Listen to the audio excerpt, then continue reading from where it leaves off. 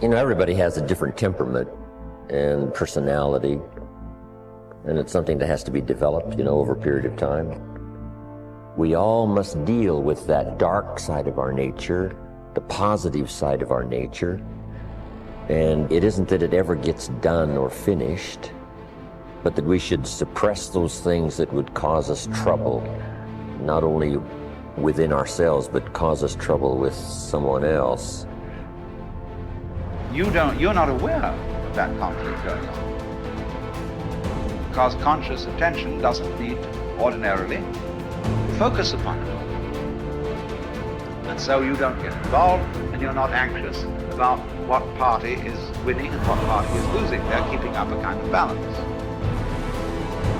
It's a spiritual battle, and it's taken people thousands and thousands of years to figure this out. You can find that and just look inside. Inadequacy, weakness, susceptibility to temptation, narcissism, pride, envy, revenge, resentment, frustration, lack of faith, all of that. So we spend a lot of our energy, a lot of our time, a lot of our work and our thoughts on how much stuff can I get, how much can I accumulate. And the problem that comes up with this is that if you believe that you are what you have, if you really believe that, so we have a, almost like a dilemma. If I am what I have, then when I don't, I'm not. I start to get really terrified. I start to get really scared when I don't have as much stuff as I want to have, or when other people have more stuff. So we spend a lot of our energy comparing ourselves to what other people have. Jump on the positive side of whatever you want. See if you can't help out in this warfare, in this push-shove match. That's the key. That's why the old wise man said, we must learn to love and hate. So underline that. You must learn to love and hate. And the illustration he used was, you must learn to love good and hate evil. But the major key to your and my future, the major key to you and mine being able to put our lives together, to get up and move forward, the major key to creating the next greatest version of ourselves and looking out for our families and improving our lives and our community. The major key is you. It's me. It's all of us. We have to decide that we're going to take responsibility.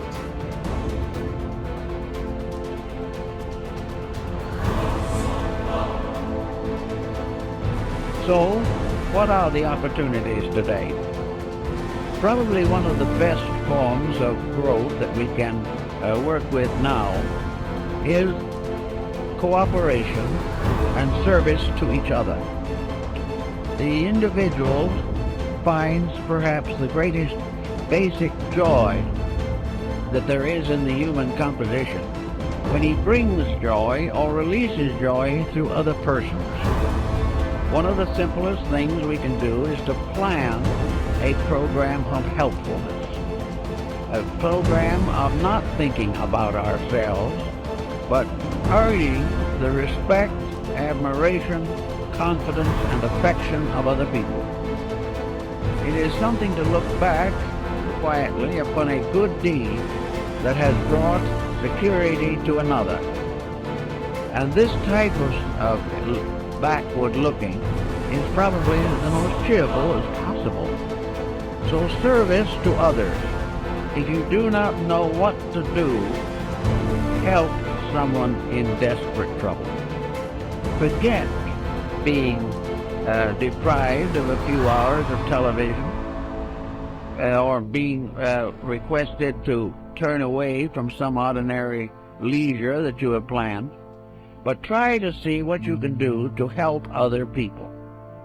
Now, if you have special trained abilities in these matters, there are many opportunities that open themselves to the person who really wants to help. If you have music as a background and have the abilities, find some young people who want music and cannot afford it. And instead of sitting around gossiping or answering phone calls, take these young people and try to educate them or help them in their musical lessons. If you are in business, take young people who need business training. They will not get proper training in school, but they can get it from someone who has been through it and knows what is right and knows what should occur and what should not occur. Everyone can do something, and out of the best they have done themselves, share with another. Then there are things you can do for yourselves. If you are not in a position or do not feel equipped to work with other people, then work with yourselves. Develop those faculties and powers which are not functioning properly today. Look over your own life and see what your mind is doing. Is your mind growing? Or is it just heaping up one prejudice on top of another? Watch your thoughts and see whether or not you're instinctively criticizing things you do not understand, or have developed powerful prejudices which interfere with justice and judgment. Look over your own nature and then go to work on the problem that you find needs attention.